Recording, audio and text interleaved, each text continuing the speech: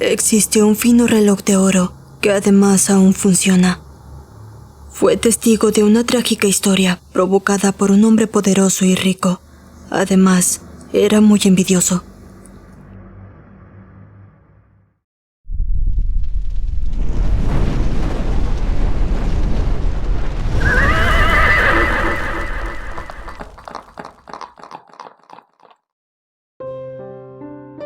El reloj de oro.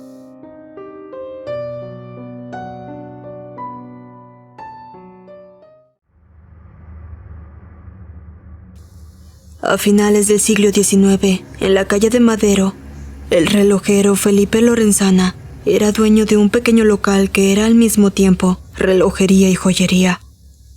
Ahí iban a parar aquellos relojes finos de Europa que en aquella época en México nadie sabía componer. La especialidad de Felipe eran los relojes de bolsillo. Felipe era un hombre joven y bien parecido. Estaba casado con una hermosa mujer llamada Diana. Felipe era muy meticuloso en su trabajo y sus clientes lo apreciaban mucho, ya que era capaz de arreglar cualquier reloj. Diana trabajaba con él en la relojería, ayudándolo a atender a los clientes, y la pareja estaba muy enamorada. Una mañana se presentó el rico comerciante Artemio y dejó para su compostura un reloj fino de bolsillo de oro. Aquel hombre gordo y de aspecto desagradable era dueño de una fábrica de telas en Tlaxcala. Tenía fama de ser prepotente, de maltratar a sus trabajadores y de ser inmensamente rico. Extrañamente se quedó mucho tiempo en el local, preguntando el precio de los relojes y exigiendo a Diana que le mostrara a cada uno de ellos. Pero lo que en realidad le había gustado más era precisamente Diana. A partir de ese día comenzó a frecuentar el lugar con el pretexto de que su reloj no quedaba bien. A pesar de que Felipe le aseguraba que funcionaba a la perfección, este hombre insistía en que había quedado algún desperfecto. Si no era que se atrasaba, era que se adelantaba, o fallaba el segundero, o que la cadena se desprendió. En fin, era una lata porque cada vez que iba a la joyería, se quedaba más tiempo tratando de hacerle la plática a Diana, y la situación era incómoda, especialmente si llegaba otro cliente. A ella no le gustaba a aquel hombre, y menos a Felipe, que notaba las miradas lujuriosas hacia su mujer. Un día al llegar, abrió aquel local. Felipe y Diana encontraron un sobre. Era de Artemio, que citaba a Felipe en su casa para que esa misma tarde le llevara con urgencia el reloj de oro. Felipe decidió ir solo, y ese día, al terminar los trabajos más urgentes, se encaminó a la casa del comerciante que estaba a las afueras de la ciudad. Diana se quedó a esperar a su esposo, cerró el local, se puso a acomodar unas cosas, a limpiar un poco y después de leer un rato, se quedó dormida. Pasó el tiempo sin que se diera cuenta, hasta que las 12 campanadas que dieron algunos de los relojes en el local la hicieron sobresaltarse. Felipe no había regresado y Diana tuvo un mal presentimiento. 2 días después encontraron el cuerpo de Felipe acuchillado en la barranca, y la versión que dio la policía fue que había sido asesinado por unos ladrones.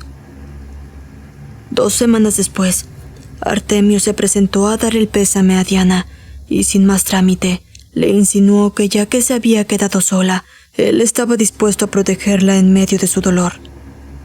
Diana sospechó rápidamente que Artemio había tenido algo que ver en la muerte de su esposo, y sintió aún más desprecio por él.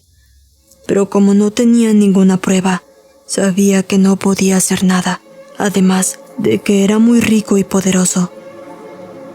Al día siguiente, Artemio se asomó por una de las ventanas que da a su jardín, y horrorizado, descubrió que recargado en un árbol estaba intacto el cuerpo de Felipe, pero además, en una de sus manos colgaba el reloj de oro. Rápidamente llamó y ordenó a uno de sus trabajadores para que recuperara el reloj, y sobornó a los sepultureros para que devolvieran el cadáver a su tumba y que no dijera nada a la policía. Pero la historia no acaba ahí. A partir de entonces, y durante una semana, cada mañana al despertarse, Artemio veía al muerto recargado en el árbol. Él volvía a llamar a sus criados y sobornaba a los sepultureros para que devolvieran el cuerpo al panteón. Pero lo más extraordinario de la historia es que Artemio, por más que escondía el reloj, cada mañana regresaba a la mano del muerto. A los 8 días, Artemio sufrió un infarto fulminante que se lo llevó a la tumba. Cuenta la leyenda que esa misma tarde descubrieron que la tumba de Felipe Lorenzana había sido profanada, pero el cuerpo nunca apareció, tampoco la joyería, y a Diana jamás la volvieron a ver.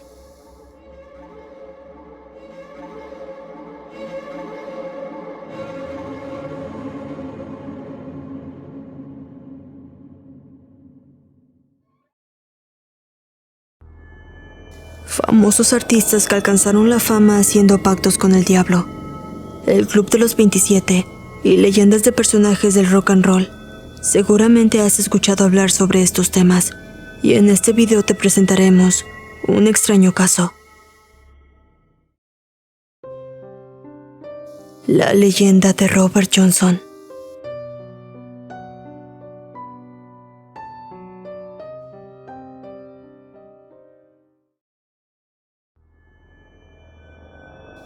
Si eres amante de la música, sabrás que el blues es el ancestro del rock and roll, y uno de los guitarristas más emblemáticos de este género es Robert Johnson. La vida de este personaje es bastante extraña. No se conoce la fecha de su nacimiento, se desconocen las causas de su muerte, y aquellos que lo conocieron lo describen como alguien fugaz, sonriente y carente de amigos. El padre abandonó a su familia cuando Robert era un niño pequeño, así que este último pasó su niñez y adolescencia sin una figura paterna. Robert se casó con Virginia Trevis a los 18 años, y solo un año después, Virginia moriría en el parto de su hijo. La historia cuenta que Robert era pésimo con la guitarra. El entonces famoso músico de blues, Son House, conoció a Robert y dijo que lo recordaba como un guitarrista pésimo y un cantante con una mínima pizca de talento. Son House contó que dejó de ver a Robert por un par de meses y que cuando lo volvió a ver, Robert había regresado como el maestro supremo de la guitarra, pero para él no había tenido un avance normal. Robert Johnson se había convertido en el mismísimo hombre del blues. ¿Pero qué fue lo que pasó en esos meses? La leyenda cuenta que Robert vendió su alma al diablo en el cruce de las autopistas 61 y 49 en Clarksdale, Mississippi, a cambio de tocar la guitarra como nunca nadie más lo había hecho.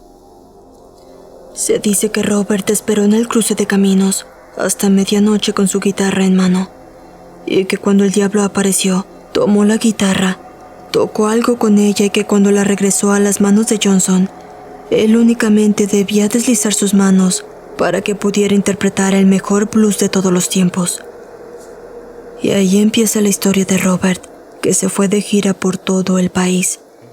Pero la leyenda cuenta que nunca se quedaba en un lugar, como si estuviera huyendo de algo o alguien. Todo aquel que lo escuchaba quedaba impresionado con su música.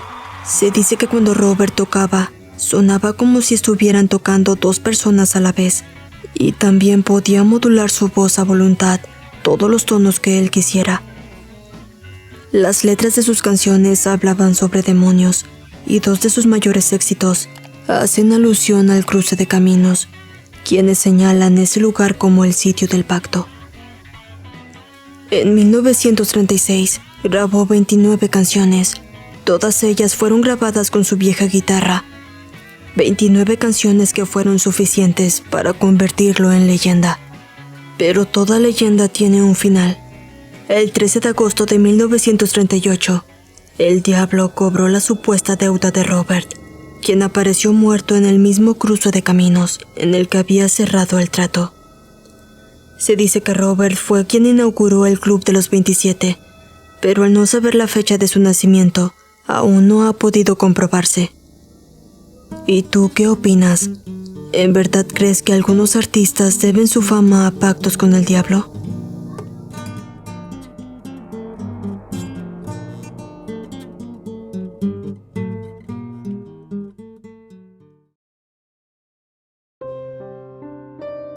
Las ollas de oro.